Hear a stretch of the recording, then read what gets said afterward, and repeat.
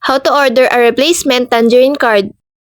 Begin by logging into the Tangerine mobile app with your client number and password. From the home screen, tap on More Options or Settings, then select Card Services. Choose Replace Card and indicate whether it's for your debit or credit card. You'll need to select a reason, such as if your card is cracked, damaged, worn out, or no longer working properly. Next, check your mailing address carefully to make sure it's correct, since Tangerine will mail the replacement card directly to you. Once you confirm your request, the new card will be ordered and usually arrives within a few business days. When your new card arrives, you'll need to activate it before using it, which can be done quickly in the app or by phone.